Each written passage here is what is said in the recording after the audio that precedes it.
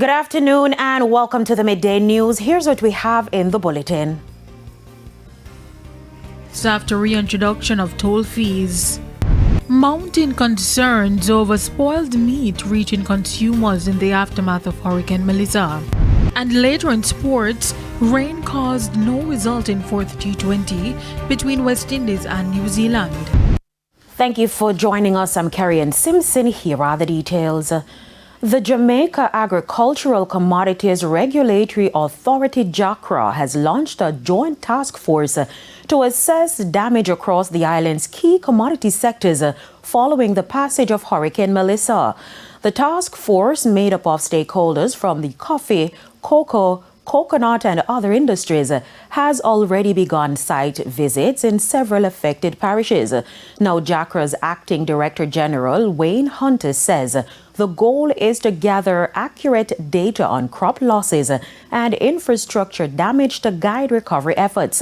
He adds that the findings will inform recommendations to the Ministry of Agriculture and help shape future disaster preparedness strategies.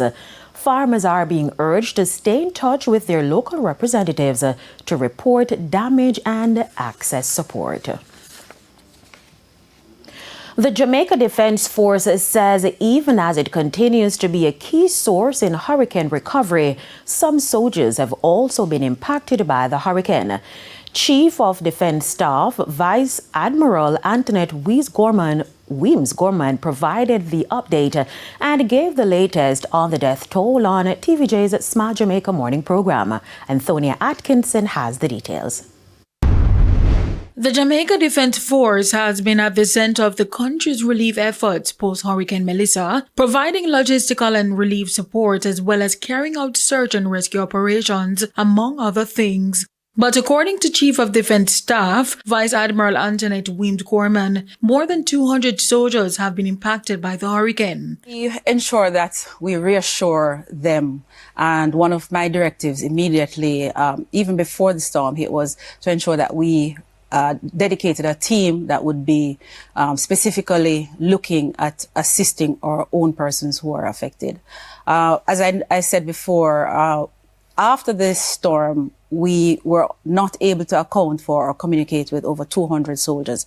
And as the days went on, we reached them either physically or they reached us physically or through some means. As it relates to the Hurricane Melissa death toll, she provided this update. We've recovered some 30-something bodies. 36 bodies, man. That's not normal in Jamaica. 36 bodies. Yes.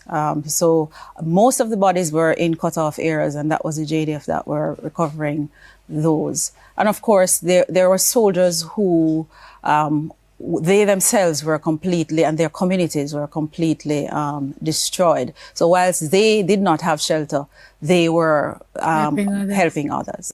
Meanwhile, when asked about the magnitude of the hurricane's impact, Colonel Damon Carey revealed that this is a disaster unlike any. It, was just so different from all that we've been used to. I mean, we've seen disasters before. I mean, we've seen the pandemic. We've seen Hurricane Beryl and a number of other things, but just the scale of this has been so much more. And of course, in terms of the operations that the JDF does on a day-to-day basis, is just significantly different. Relief efforts are expected to continue in the coming weeks as communities work to rebuild. Antonia Atkinson, TVJ News. Cleanup efforts are underway at the Charles Gordon Market in Montego Bay, St. James, which was left in disarray following the passage of Hurricane Melissa. Mayor Richard Vernon has also reignited calls for a new modern market in the area. Prince Moore has the details. In the aftermath of Hurricane Melissa, the Charles Gordon Market in Montego Bay is undergoing a major cleanup exercise. The market, one of the city's main commercial hubs, was significantly affected by flooding and debris following the passage of the powerful storm. Mayor of Montego Bay, Richard Vernon, along with teams from the St. James Municipal Corporation, the National Solid Waste Management Authority, as well as other agencies, got to work. It has been rough several days since Melissa. and we have been cleaning right across the city of Montego Bay and the municipality of St. James. There's a method to what we're doing. When we started our cleanup exercise, we ensured that we open up roadways, one way at least. Now we are moving into the complete opening up of those roadways so that you can have full access. We're also doing the opening up of roads that lead to essential services, schools, health centers, major communities, you name it. The mayor also emphasized the extent of damage from Hurricane Melissa, noting that restoring normalcy to the market is a top priority. The Charles Garden Market was significantly damaged. The entire roof is gone. The section that we refer to as the Gun Court area, which is a large area for the vendors and for shoppers, that has been significantly compromised by the hurricane. The Charles Garden Market is usually a space that produces a lot of garbage, but on top of that, we also have much of the waste from the hurricane, the bulky waste, the old zinc, old board, you name it, and we are cleaning out everything. Mayor Vernon says based on his assessment, a new market is urgently needed. It has been coming in terms of the development. We have started some of the processes. The Ministry of Local Government and Community Development provided some assistance for the restoration of the Charles Garden Market, but what we have managed to do so far has been undone by Melissa. We will need a new market, and as you move around, you will see why that is necessary. Prince Moore, TVJ News. Concerns are mounting that spoiled meat could reach consumers in the aftermath of Hurricane Melissa. This comes after police in Manchester seized the carcasses of 4 cows found in a Toyota Hiace van along the Porus Main Road. The operation, conducted between 5:30 and 6 a.m. Sunday by the members of the Manchester Police Division and the Area 2 Agricultural Protection Branch, led to the discovery of 4 large brown cow carcasses with their heads still attached. The driver fled the scene, raising immediate concerns about the origin, handling and safety of the meat. Police say the incident highlights the risk of uninspected and improper handling meat entering the market, particularly following the hurricane's disruption in supply chains. Now, our news team spoke with one of the cattle farmer who was victim of the theft. Hear that a lot of cows are missing, and hear that mine as well as in it. So when I eventually wake up and get over to the house and went there and the scene, I see where there was tie, that nothing was there. He said he reported the matter to the police and was then advised of the seizure. It's really devastating to know that, trying as a young farmer, and when you look, everything gone. In terms of value, how much you think you lost? I think I lost about 1.5 million right now, total in loss right now, and that is a big for a young farmer who just trying to make twins can meet for our family and things. In the meantime, head of the Agricultural Protection Branch, Senior Superintendent Oral Pasco, says officers will be strategically deployed to pursue those involved in illegal meat distribution. Now, there was chaos at the Midday toll booth this morning as motorists were taken off guard by the reintroduction of toll fees. Toll collection resumed at 12 a.m. island-wide. Now, several vehicles were transporting relief supplies for communities hardest hit by Hurricane Melissa.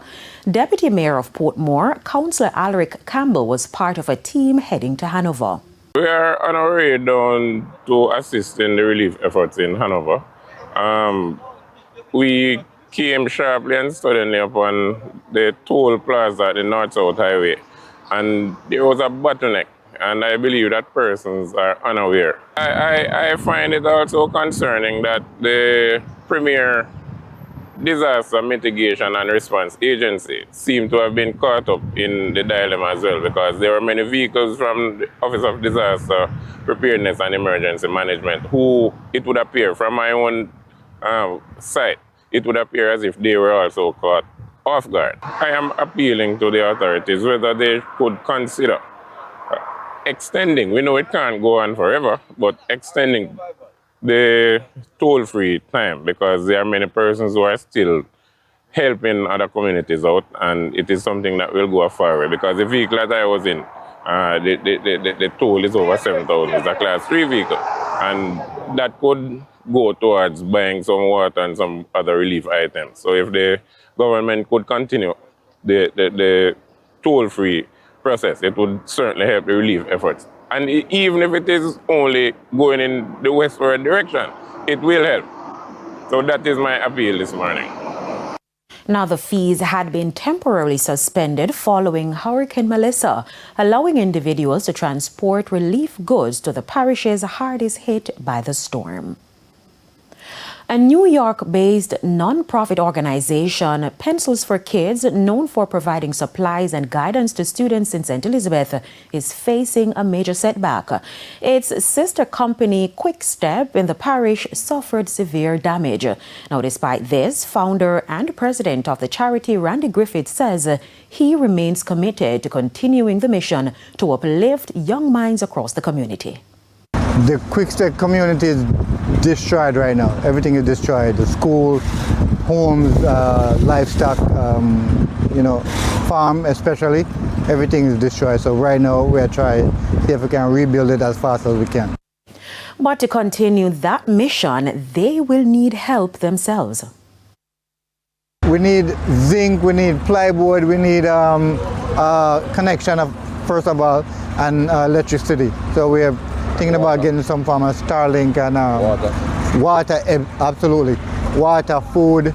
So right now we did some donation yesterday. We did get out the whole community food and care package. Right now we're working on getting some Starlink and some solar light. In the meantime, a resident from Quick Step says the food supplies are running low. So luckily, there was 4 or 5 trucks which was there. They would have scrubber, so you'd have food for the last 2 days, but now going down, it's rough. So food have to come. And water? And water have to come. Because the water in the tank then now become green, black, all quality color. It is now time for a break, but do stay with us. More stories when we return.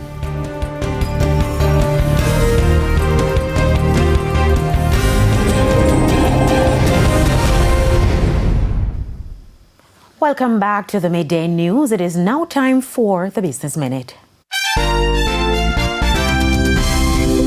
The RJR Galena Communications Group is reporting improved financial performance for the quarter ended September 30, 2025, despite lower revenues when compared to the same period last year. According to the company's unaudited financial statements, the group recorded a pre-tax loss of $96 million, an improvement on the $118 million loss posted in 2024. The after-tax loss also narrowed to $79.5 million, down from $103 million last year, while revenues fell by $172 million or 11.6%. The group managed to significantly reduce its operational cash outflows. Cash used in operations declined from $208.8 million in 2024 to $35.3 million this year, a positive turnaround of more than $173 million.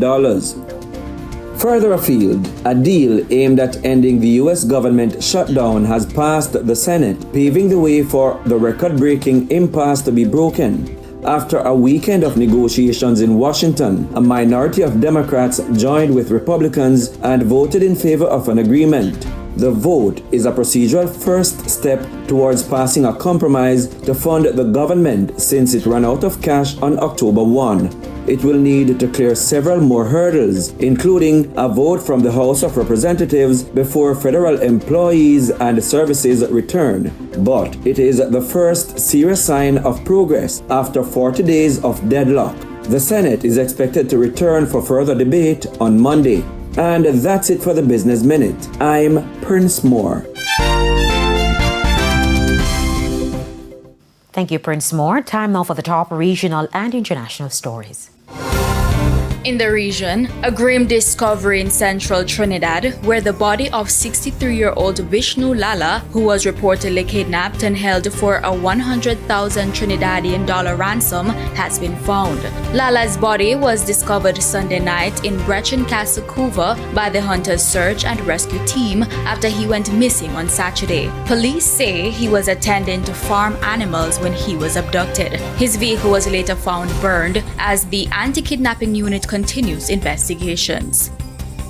And on the international scene, the U.S. military carried out another deadly attack against suspected drug boats in the Eastern Pacific on Sunday. According to Defense Secretary Pete Hegseth, 6 people were killed.